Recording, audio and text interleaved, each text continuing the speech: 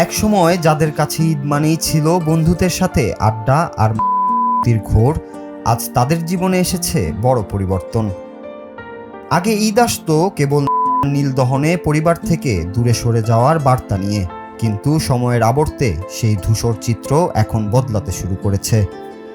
বগুড়ার সদর এলাকায় গড়ে ওঠা আস্থা মাদকাসক্তি ও মানসিক রোগ নিরাময় কেন্দ্র আজ অনেক পথ হারানো মানুষের জীবনে নতুন আশার আলো হয়ে দেখা দিয়েছে। ঈদ মানে আগে ছিল বন্ধুর সাথে আড্ডা আড্ডা মারা, এবং মেইনলি আসলে মাদকাসক্তিতে ডুবে থাকারাই ছিল হচ্ছে মেইন ঈদের আনন্দ। অনেক সময় আমরা ফ্যামিলিকে ঠিক মতো সময়ও দিতে পারতাম না, কিন্তু এখানে আসার পরে ঈদের মিনিংটা কিছুটা আমি উপলব্ধি করতে পারতেছি। ঈদ মানে শুধু মাদকাসক্ত বা বন্ধুদের নিয়ে আড্ডা মারা নয়, পরিবারকে পরিপূর্ণভাবে টাইম দিতে হবে। তো আশা করি এখান থেকে বের হয়ে ঈদ নয়, প্রতিটা মুহূর্ত চেষ্টা করবো পরিবারের সাথে আরো বেশি কোয়ালিটি সময় দেওয়ার জন্য। পূর্ববর্তী ঈদ আমরা পালন করছি, বা আমি নিজের এজ অনুসারে আমার বয়স অনুসারে পালন করছি, যে আমাদের সমবয়সী বন্ধু বান্ধব ভাই ব্রাদারের সাথে আড্ডা দিয়ে আর কি ঈদের মধ্যে একটা ছুটির মধ্যে সবাই বাড়িতে আসে। তো তখন আর কি মাদকাসক্ত যেহেতু নিরাময় কেন্দ্রে আছি, এখানে হয়তো বা সেরকম ভাবে হয় নাই বা সেরকম ভাবে আড্ডা দিতে পারি নাই, কিন্তু এখানে একটা জিনিস শিখতে পারছি যে ফ্রেশ মানে একদম সুন্দর সুস্থভাবে ঈদ কিভাবে পালন করা যায়, এটা আর কি এখানে থেকে আর কি এটা উপলব্ধি করতে পারতেছি।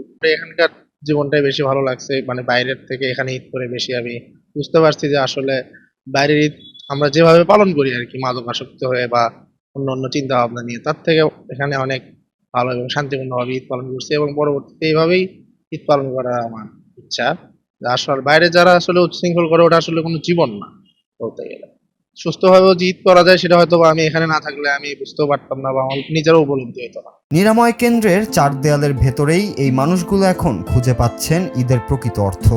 এখানে নেই কোনো হাতছানি, নেই কোনো অন্ধকার জগতের বিষাদ, বরং আছে সুস্থ জীবনে ফেরার তীব্র আকাঙ্ক্ষা আর নিয়ম শৃঙ্খলার মধ্য দিয়ে নিজেকে নতুন করে চেনার চেষ্টা।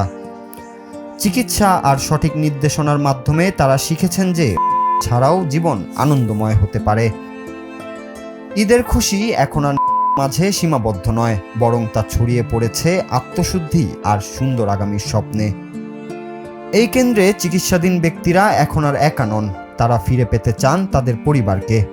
মাদকাসক্ত ব্যক্তিদের সেই আকুল আবেদন আর ফিরে আসার গল্পগুলো আমাদের চোখে আঙ্গুল দিয়ে দেখিয়ে দেয় যে মাদক কোনো সমস্যার সমাধান নয়। তারা স্বপ্ন দেখেন মুক্ত এক সুন্দর ঈদের, যেখানে তারা পরিবারের সবার সাথে হাসি মুখে সময় কাটাতে পারবেন।